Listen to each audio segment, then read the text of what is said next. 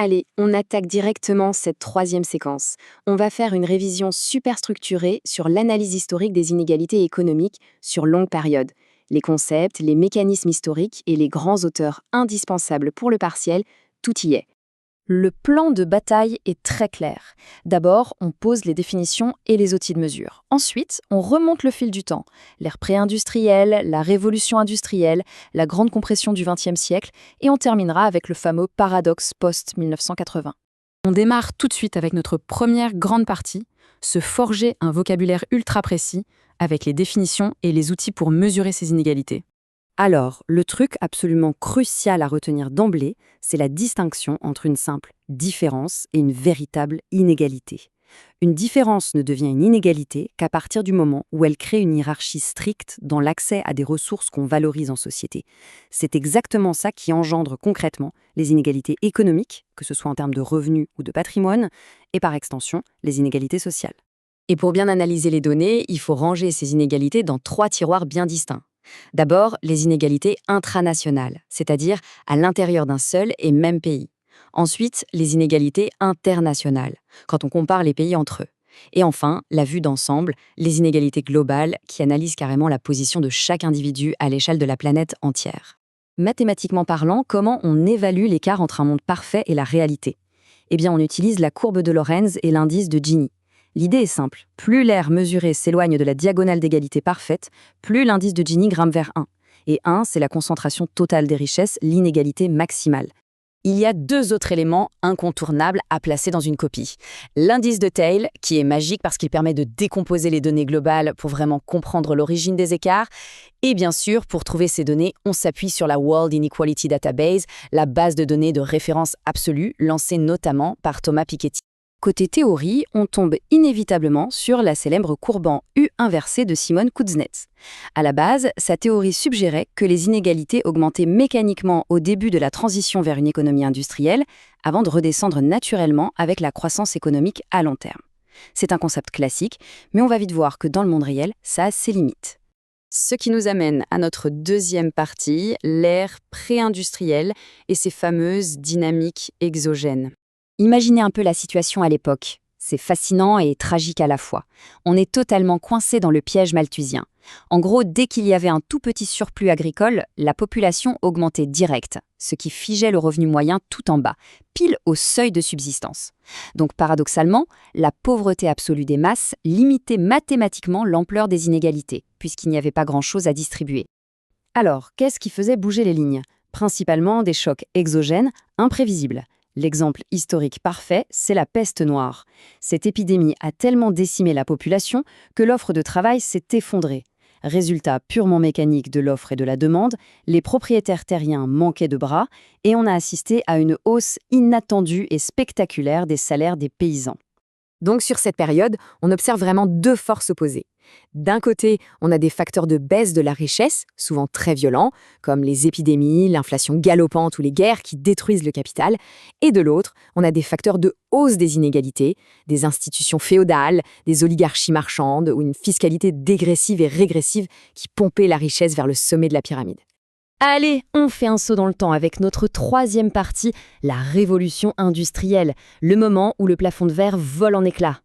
C'est ce qu'on appelle historiquement la Grande Divergence. C'est une période totalement inédite où les pays qui s'industrialisent voient leur PIB par habitant décoller en flèche. Et pendant ce temps-là, les autres régions, souvent non industrialisées ou colonisées, subissent un décrochage total. Résultat, des inégalités internationales qui se creusent comme jamais auparavant. Mais pourquoi certains pays décollent et pas d'autres? Les économistes Acemoglu et Robinson ont posé une grille de lecture géniale là-dessus. Tout se joue sur les institutions. Si elles sont inclusives, elles encouragent l'innovation et partagent la prospérité.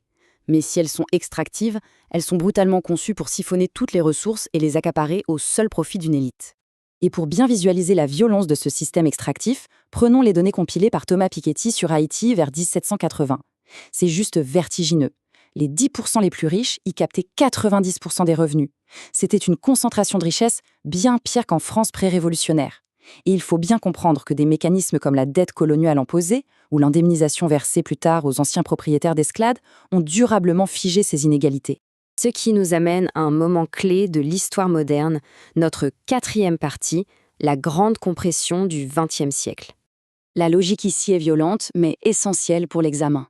Entre 1914 et 1945, on enchaîne les 2 guerres mondiales et le crash de 29. Ça a littéralement détruit le capital physique et financier. Ajoutez à ça une inflation galopante et des impôts exceptionnels massifs, et vous obtenez la destruction totale des grandes fortunes de la classe des rentiers. C'est une remise à zéro forcée. Mais ce qui est super intéressant, c'est qu'après ces chocs exogènes, le système a muté de l'intérieur, de façon endogène. C'est l'âge d'or de l'État-providence. On met en place une fiscalité hyper progressive, on assiste à de vraies luttes sociales portées par les syndicats, on lance des grandes nationalisations, et surtout, le modèle fordiste permet enfin de partager une part des gains de productivité directement avec les travailleurs. Et les chiffres prouvent que ça a marché. Dans la quasi-totalité des économies occidentales, on voit clairement que cette dynamique a poussé les inégalités intranationales vers le bas, jusqu'à toucher leur plancher historique, le niveau le plus bas jamais enregistré, pile à la charnière des années 70 et 80. Sauf que l'histoire ne s'arrête pas là, on passe à notre 5e et dernière partie, le monde post-1980 et son paradoxe fascinant. Alors, pourquoi parle-t-on d'un paradoxe à double détente ? Parce que d'un côté, avec la mondialisation accélérée, les inégalités entre les pays ont commencé à baisser, massivement tirées par le rattrapage économique fulgurant de la Chine et du reste de l'Asie. Mais de l'autre, à l'intérieur des pays riches, les inégalités ont explosé à la hausse. En cause, la désindustrialisation, la financiarisation à outrance de l'économie, le recul syndical et des impôts beaucoup moins progressifs sur les très hauts revenus et le patrimoine.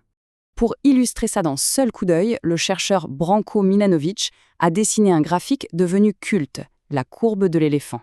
Elle démontre que les immenses gagnants de cette période de mondialisation, ce sont les classes moyennes asiatiques qui ont émergé et le top 1% mondial. Et qui sont les perdants ? Ceux qui stagnent au creux de la courbe, les classes populaires et ouvrières des pays occidentaux. C'est un point de théorie très apprécié aux examens. On peut parfaitement expliquer ce phénomène avec le modèle Heckscher-Ohlin-Samuelson et le fameux théorème de Stolper-Samuelson. Pour faire simple, il démontre mathématiquement que lorsqu'on ouvre totalement le commerce mondial, les salaires d'un travailleur non qualifié français et ceux d'un travailleur chinois sont naturellement forcés de converger, ce qui met évidemment une pression écrasante à la baisse sur les salaires dans les pays anciennement riches. Ce qui nous amène à la situation d'aujourd'hui, où à peine 12 milliardaires possèdent un patrimoine équivalent à celui de la moitié la plus pauvre de toute la planète. Ça donne le vertige, non ? La grande question qui se pose pour conclure, c'est: faudra-t-il attendre un nouveau choc exogène dramatique pour briser cette hyperconcentration, ou serons-nous capables, collectivement, de rebâtir des institutions inclusives à temps ? C'est tout l'enjeu des décennies à venir. Bonne révision à tous.